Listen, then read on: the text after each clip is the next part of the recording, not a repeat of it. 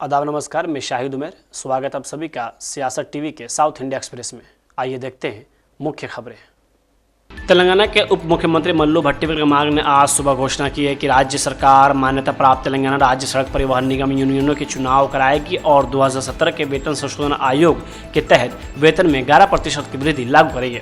उन्होंने TGSRTC को राज्य सरकार में मिलाने की प्रक्रिया तय करने के लिए अधिकारियों और यूनियन नेताओं की एक संयुक्त समिति बनाने की भी घोषणा की। उन्होंने आगे कहा कि बाकी बचे मुद्दों को यूनियनों और प्रबंधन के बीच बातचीत के जरिए सुलझाया जा सकता है।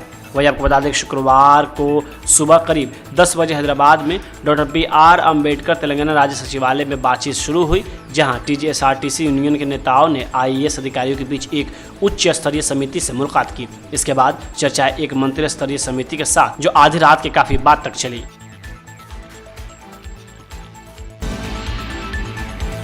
ग्रेटर हैदराबाद म्युनिसिपल कॉरपोरेशन ने आज SR नगर में फुटपाथों को खाली कराने के लिए अतिक्रमण विरोधी अभियान चलाया। इस अभियान का मकसद पैदल चलने वालों के लिए फुटपाथ को सुलभ बनाना और इलाके में ट्रैफिक जाम को कम करना था। यह अभियान पुलिस की मौजूदगी में चलाया गया। इस अभियान के दौरान GHMC के कर्मचारियों को अस्थायी दुकानों से मलबा हटाते हुए देखा गया। एक दुकान से बाढ़ हटाने के लिए JCB का इस्तेमाल किया गया, जबकि लोग इस तोड़फोड़ को देखते रहे। GHMC हैदराबाद भर में नियमित रूप से अतिक्रमण हटाओ अभियान चला रही है।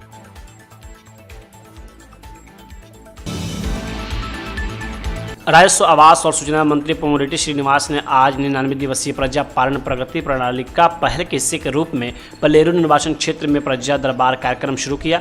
मंत्री ने कहा कि पेयजल, बिजली और धरनी के तहत जमीन से जुड़े मुद्दों जैसी समस्याओं को जमीनी स्तर पर एक तय समय सीमा के भीतर और पारदर्शिता तरीके से हल करने के लिए पूरे राज्य में कार्यक्रम आयोजित किए जा रहे हैं। उन्होंने बताया कि इस पहल को लागू करने के लिए पलेरू को एक मॉडल निर्वाचन क्षेत्र के तौर पर चुना गया है और बाद में इसका विस्तार पूरे तेलंगाना में किया जाएगा। रेड्डी ने बताया कि पहले लोगों को अपनी चिंताओं को उठाने के लिए सही मंच होने के कारण मुश्किलों का सामना करना पड़ता था। अब अधिकारी सीधे नागरिकों तक पहुंच रहे हैं। उन्होंने कहा, यह कोई एक दिन का कार्यक्रम नहीं बल्कि एक निरंतर चलने वाली प्रक्रिया है। आगे उन्होंने ये भी कहा कि सरकार सुनने और कार्रवाई करने का इरादा और प्रतिबद्धता रखती है।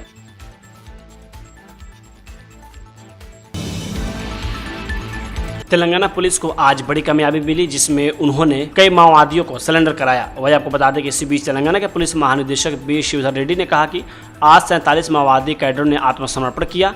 ये कैडर दंडकारण्य विशेष क्षेत्रीय समिति, पीपुल्स लिबरेशन, गुरिल्ला सेना और दक्षिण बस्तर क्षेत्रीय समिति की 9वीं और 30वीं प्लाटून से जुड़े हुए थे। इसके आगे उन्होंने ये भी बताया कि इसमें से एक राज्य समिति के सदस्य है, 3 मंडल समिति के सदस्य हैं, 24 क्षेत्र समिति के सदस्य हैं और 19 पार्टी के सदस्य हैं। उन्होंने आगे हथियारों का जिक्र करते हुए बताया कि वे अपने साथ 32 हथियार लेकर आए, जिनमें से 1 LMG, 4 AK-47, 3 SLR और 2 इंसेंस राइफल के साथ 2 410 मास्कट, 1 9mm पिस्तौल और 1 35mm पिस्तौल शामिल है। कुल मिलाकर 32 हथियार, 26 मैगजीन, 555 राउंड गोला बारूद और कार्डाइटेक्स तार के 10 बंडल बरामद हुए। आगे उन्होंने ये भी दावा करते हुए कहा कि अब तेलंगाना में कोई माओवादी गतिविधियां नहीं हैं।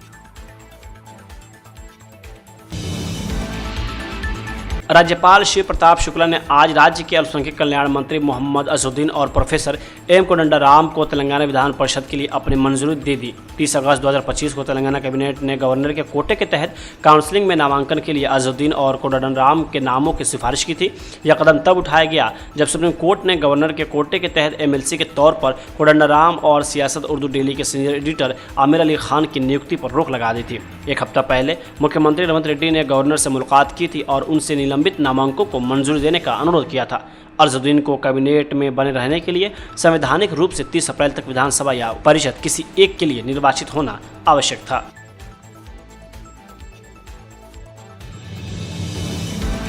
KCR की बेटी की कविता ने अपनी नई पार्टी का ऐलान कर दिया है। उनकी पार्टी का नाम तेलंगाना राष्ट्र सेना रखा गया है। खास बात यह है कि उन्होंने BRS के पुराने नाम यानी तेलंगाना राष्ट्र समिति से मिलता जुलता नाम अपनाया है। कविता ने हैदराबाद के बाहरी इलाके में आयोजित एक कार्यक्रम में अपनी पार्टी के नाम की घोषणा की। सितंबर 2025 में कविता को BRS से तब निलंबित कर दिया गया था जब उन्होंने अपने चचेरे भाई एवं पार्टी नेता T हरीश राव तथा रिश्तेदार J संतोष कुमार पर BRS के शासन के दौरान निर्मित कालेश्वरम लिफ्ट सिंचाई परियोजना को लेकर अपने पिता और BRS अध्यक्ष K चंद्रशेखर राव की छवि को खराब करने का आरोप लगाया था। वही BRS से निलंबन के बाद वह लगातार सरकार और विपक्ष दोनों पर हमलावर रही और अब खुद को एक नए राजनीतिक विकल्प संदर्भ के रूप में पेश कर रही हैं। बीआरएस से अलग होने के बाद के कविता ने अपने सांस्कृतिक संगठन तेलंगाना जागृति के बैनर तले जनता से जुड़े मुद्दे को उठाना जारी रखा। इस दौरान उन्होंने खुद को सामाजिक और जनहित के मुद्दों से जोड़े रखा और लगातार सरकार की नीतियों पर सवाल उठाए।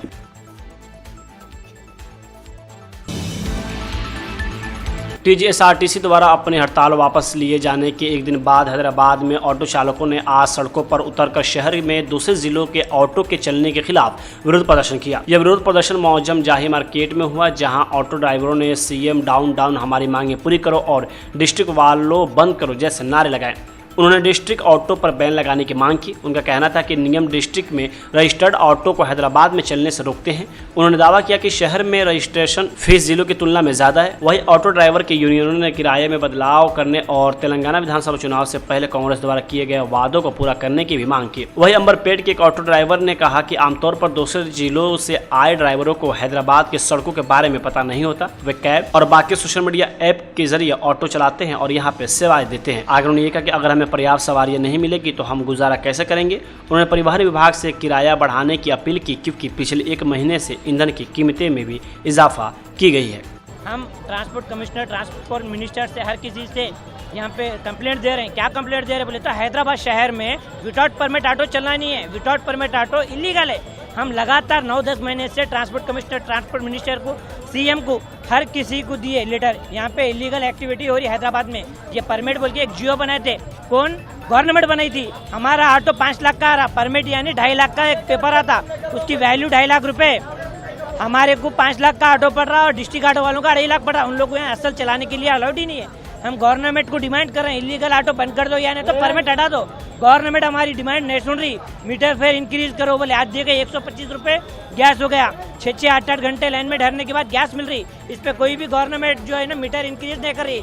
2 दिन आरटीसी बस वाले स्ट्राइक करे, उनके डिमांड्स पूरी करे। हम लगातार 9 महीने से कंप्लेंट दे रहे हैं, धरना कर रहे, स्ट्राइक कर रहे, हर चीज़ कर रहे हैं गवर्नमेंट के लिए, मगर गवर्नमेंट किसी को कुछ भी नहीं बोले ऑटो वालों के बारे में। तो हम आने वाले वक्त में इससे पूरा चक्का जाम करेंगे। इसके जिम्मेदार CM Revanth Reddy, Poonam Prabhakar, transport minister, इन लोग जिम्मेदार रहेंगे। जल्द से जल्द ये डिस्ट्रिक्ट ऑटो बंद होना, white number bike taxi plate बंद होना और हमारा मीटर इंक्रीज होना, हमारी यही डिमांड है पूरा ऑटो वालों की। इसलिए हम चक्का जाम करें गवर्नमेंट के लिए। मेरा नाम अजहर है, मैं LWF सेक्रेटरी हूँ, साइबराबाद, सिकंदराबाद।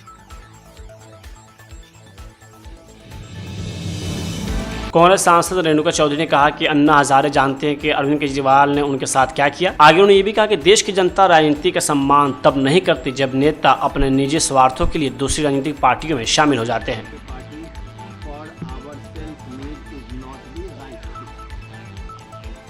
हाँ, अन्ना हजारे जी जानते हैं कि अरविंद केजरीवाल जी ने उनके साथ क्या किया। फिर भी एक सिद्धांत को लेकर वो कह रहे हैं, बहुत अच्छी बात है कि ये हम ऐसे पुराने अखबारों के जैसे तोल के एकजुट में कहीं जाना, स्वार्थ के लिए अपना उन सोच के, इसके वजह से देश भर में राजनीति को लोग इज्जत नहीं करते हैं। हमें इज्जत नहीं मिलती है, हम बिकाऊ में दिखते हैं। बहुत अफसोस की बात।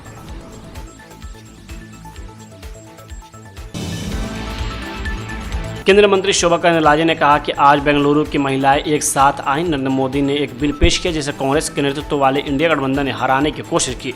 भारत की महिलाएं पीएम मोदी के साथ हैं। इंडिया गठबंधन ने ऐसा करके महिलाओं को नीचे दिखाने का काम किया है।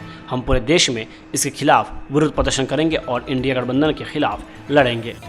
नरेंद्र मोदी जी ने क्या बिल लाया, उसको हराने का काम कांग्रेस का नेतृत्व में इंडिया अलायंस किया है। नरेंद्र मोदी जी के साथ हम है, भारतीय का महिला है, भारतीय का नारी शक्ति है। इसलिए इंडिया अलायंस को हम धिक्कार बोलते हैं, क्योंकि डिलिमिटेशन के साथ महिला बिल आने से नंबर बढ़ती थी, सबको मौका मिलती थी, मगर उसको अपमान, महिला को अपमान करने का काम, महिला को हराने का काम इंडिया अलायंस ने किया है। इसको हम पूरा देश में विरोध करेंगे एंड इंडिया अलायंस के खिलाफ हम लड़ेंगे। डिलिमिटेशन बिल लाया है 50%, 50% ज्यादा देने के लिए। 50% ज्यादा देने से दक्षिण भारत को लाभ होता था, मौका मिलता था, क्योंकि अभी तमिलनाडु में 39 सीट है, वो बढ़ के 59 होती थी। कर्नाटका में 28 सीट है, वो 42 होती थी। 50% हमको ज्यादा मिलता था। सेंसस के बाद कम हुआ तो इसका जिम्मेदारी कौन है, कौन लेते हैं? ये इंडिया अलायंस का षड्यंत्र है देश को बांटने का। दक्षिण भारत उत्तर भारत बोल के आने वाले दिन में वो बांटने वाले हैं, देश में दंगा फैलने वाले हैं। इसके कारण ये कर रहे हैं, इसको हम विरोध करेंगे।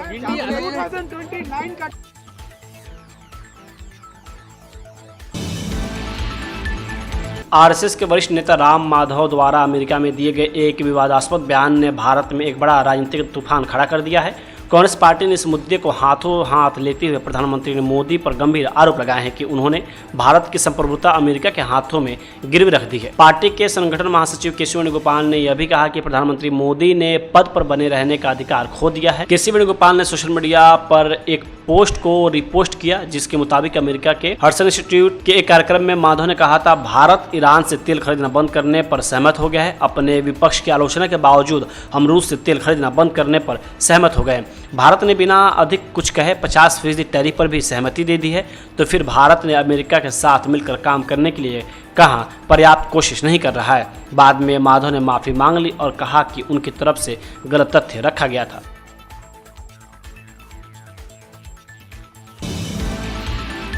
केरल बीजेपी के अध्यक्ष राजीव चंद्रशेखर ने कहा कि मैंने चुनाव के दौरान भी यह बात कही थी, चुनाव से पहले भी कही थी और यह बिल्कुल सच है। सीपीएम और कांग्रेस पार्टी, ये दोनों पार्टियों जो इंडिया गठबंधन का हिस्सा है, लोगों को गुमराह करने और पूरी तरह से झूठा नैरेटिव गढ़ने के लिए प्रोपेगेंडा का इस्तेमाल करने के मामले में कुख्यात है।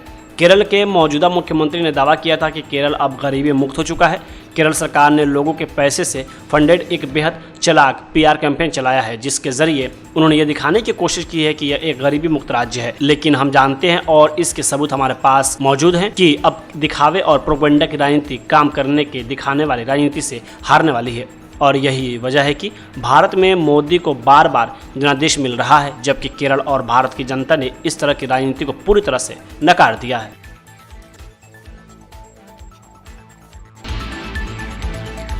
तमिलनाडु विधानसभा में विपक्ष नेता एआईएडीएमके के महासचिव और उम्मीदवार पलनीस्वामी ने 23 अप्रैल 2026 को हुए तमिलनाडु विधानसभा चुनाव में मतदान संपन्न होने के बाद मतदाताओं और एनडीए सहयोगियों के प्रति आभार व्यक्त किया। सोशल मीडिया प्लेटफॉर्म एक्स पर एक पोस्ट में पलनीस्वामी ने मतदाताओं को धन्यवाद दिया, जिनकी भागीदारी को उन्होंने खराब मौसम की स्थिति के बावजूद रिकॉर्ड तोड़ बताया।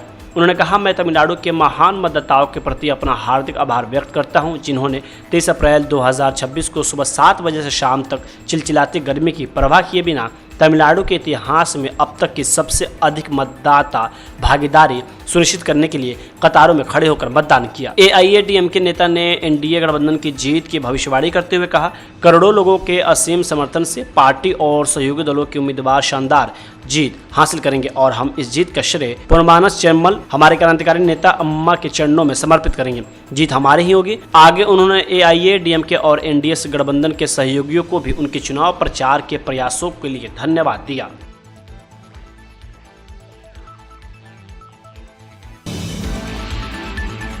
तमिलनाडु विधानसभा चुनाव के नतीजों पर टीवीके के संयुक्त महासचिव निर्मल कुमार ने कहा कि चुनाव ऐसा है जैसा हमने पहले कभी नहीं देखा। डीएमके और एआईडीएमके के दशकों के शासन के बाद लोग बदलाव चाहते थे और लाखों लोग विदेश और दूसरे राज्यों से तमिलनाडु वापस आए ताकि वे वोट दे सके।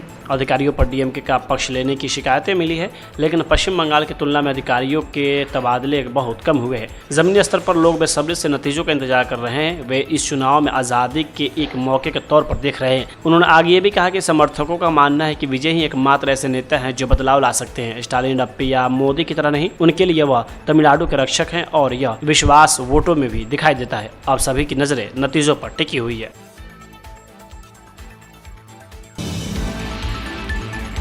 साउथ इंडिया एक्सप्रेस यहीं होता है समाप्त। मुझे दे अब इजाजत। बाकी खबरों के लिए बने रहें सियासत टीवी के साथ।